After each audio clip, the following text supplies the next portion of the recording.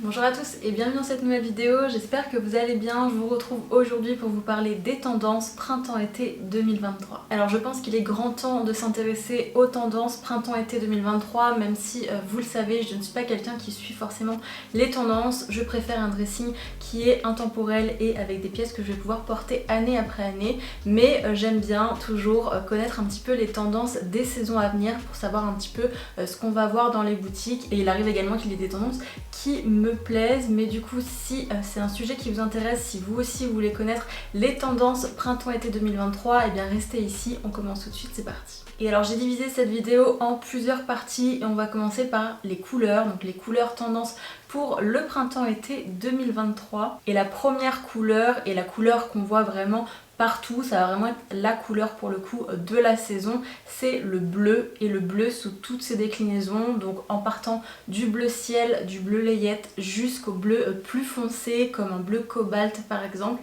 et en passant par toutes les nuances qui sont au milieu, donc également le bleu turquoise. C'est vrai que l'été dernier on était beaucoup sur le rose, je ne sais pas si vous en souvenez, mais le rose était partout, pareil un peu sous toutes ses déclinaisons, mais surtout sur le rose assez fuchsia, et ça a continué sur l'automne-hiver. Cette année on est vraiment sur le bleu, et donc du coup on risque d'en voir partout chez toutes les enseignes, puisque ça va vraiment être la couleur de la saison. La deuxième couleur que j'ai vu également émerger, c'est une couleur qui est beaucoup plus difficile à mon avis, c'est un vert citron qui tire presque sur le néon. Donc on revient un petit peu sur ces couleurs néon qui étaient tendance également il y a quelques années, on revient vraiment là-dessus, mais une couleur en particulier, c'est ce vert qui tire un petit peu sur le jaune, et dans cet esprit voilà, un petit peu citron. Donc ça c'est une couleur que je trouve assez difficile à porter comparé au bleu qu'on peut vraiment adapter en fonction de ses goûts. Le vert citron ça va être un petit peu plus difficile, mais en tout cas voilà, c'est une des tendances de ce printemps-été. Et la troisième couleur qui est très tendance également, et celle-ci j'en suis ravie puisque c'est quelque chose que je porte beaucoup déjà, c'est le beige, mais le beige qui est joué en fait en total look, donc c'est-à-dire avec du beige en haut et en bas, vraiment sur ce total look coordonné. Et d'ailleurs ça rejoint aussi beaucoup les tendances de monochrome qu'on a déjà depuis quelques saisons, donc le monochrome noir, le monochrome blanc, donc les total look noirs, total look blanc, et on rajoute en fait pour ce printemps-été le total look beige, et notamment sur des pièces qui sont assez habillées, donc sur des tailleurs, donc des tailleurs coordonnés de nouveau, donc soit des tailleurs pantalons comme on voit beaucoup déjà depuis ces dernières saisons, donc avec le blazer et le pantalon, mais également des tailleurs jupes, et ça c'est ce qu'on va voir un petit peu plus normalement ce printemps-été, ce sont des ensembles du coup avec le blazer et la jupe assortie, ou le petit gilet sans manches avec la jupe de tailleur. C'est vraiment quelque chose qu'on devrait voir un petit peu plus. Ça rejoint également la tendance du minimalisme qui est très présente également ces dernières saisons, donc ça rejoint aussi un petit peu tout ça, le fait de porter une tenue totalement coordonnée et dans une même couleur, et une couleur qui reste très classique, donc le beige. Mais du coup voilà pour les couleurs qui ressortent vraiment sur ce printemps-été, le bleu, le vert un petit peu citron, un petit peu néon, et également du coup le beige en total look. On passe ensuite au niveau des styles. Quel style de vêtements vont ressortir cette saison? Et il y en a trois, et donc le premier c'est le style biker qu'on a déjà vu également sur cet automne-hiver, il continue ici sur le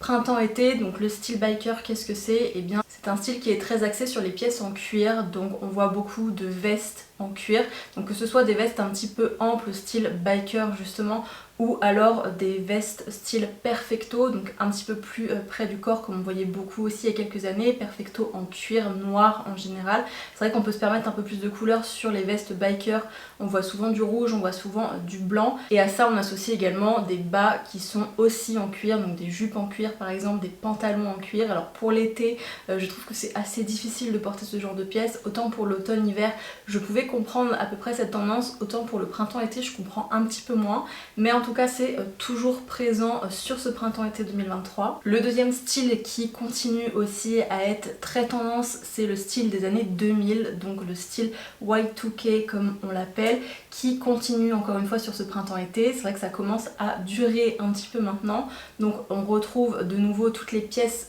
qui étaient tendance dans les années 2000, et particulièrement les pantalons taille basse, et il y a d'ailleurs une pièce qui ressort énormément pour ce printemps-été, c'est le pantalon cargo. Donc c'est un pantalon qui est en général du coup taille basse, assez ample, avec des poches sur le côté. Ce genre de pantalon il revient complètement là pour ce printemps-été.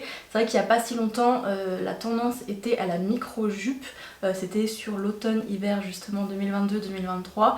Là on laisse un petit peu de côté la micro-jupe et on part plutôt sur le pantalon cargo qu'on risque de voir partout, et d'ailleurs moi j'ai déjà commencé à le voir partout, mais apparemment ça n'est que le début. Et alors le troisième style également qui émerge pour ce printemps-été, à nouveau un style que je ne comprends pas trop puisqu'on est sur le style gothique, donc le total look noir, et vraiment avec tous les détails finalement du style gothique, donc tout ce qui est tulle, tout ce qui est dentelle, tout ce qui est cuir également, avec les jupons, vraiment voilà des pièces qui sont finalement assez imposantes.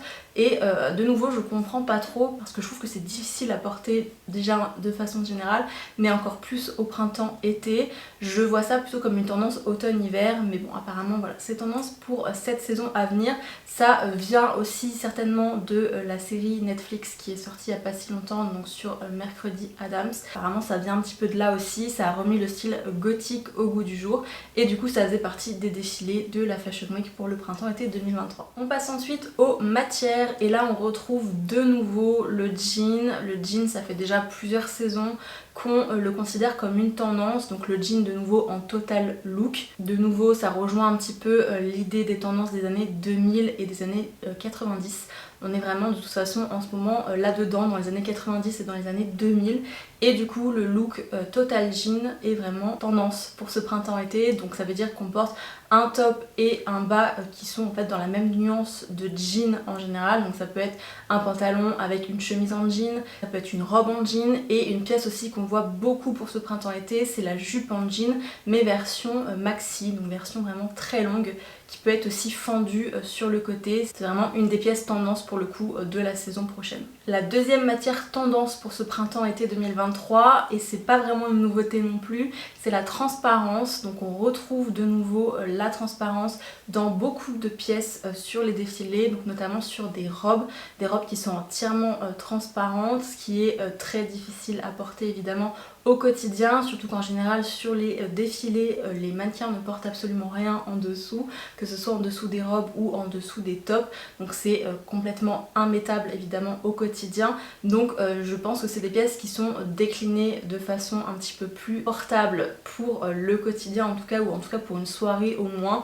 Donc des tops sous lesquels on peut mettre un joli sous-vêtement par exemple, un joli body ou un joli soutien-gorge, ça fonctionnerait très bien. Mais voilà, de nouveau c'est pas quelque chose qui est nouveau je trouve. On a vu aussi quelques jupes en tulle, donc transparentes de nouveau. Voilà, donc est-ce qu'on va retrouver ça vraiment dans les boutiques? Je ne suis pas sûre. En tout cas il y aura certainement des détails de transparence, que ce soit sur les manches par exemple ou sur le bas d'une jupe, ça peut être totalement possible. Mais du coup ça fait partie voilà, des matières un petit peu tendance de ce printemps-été. C'était déjà quelque chose qui était tendance l'automne-hiver dernier, et il me semble également le printemps-été dernier, donc ça continue. Donc si vous aviez acheté des pièces dans ce style-là, eh bien vous allez pouvoir continuer de les porter cette saison. Ensuite on retrouve également les franges. Les franges il me semble que c'était déjà tendance aussi le printemps-été dernier.